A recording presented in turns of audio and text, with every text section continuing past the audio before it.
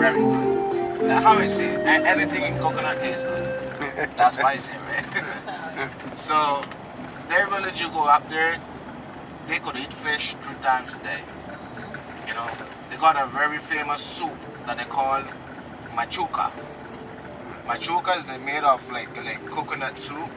You know, you put it wherever your condiments or whatever, you fry fish and little potato, yucca, little cocoa.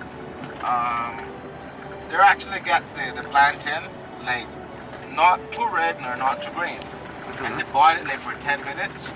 Then they mash it up like say like for like a mashed potato, and they dip it in the soup and eat the soup. So that's what they call it.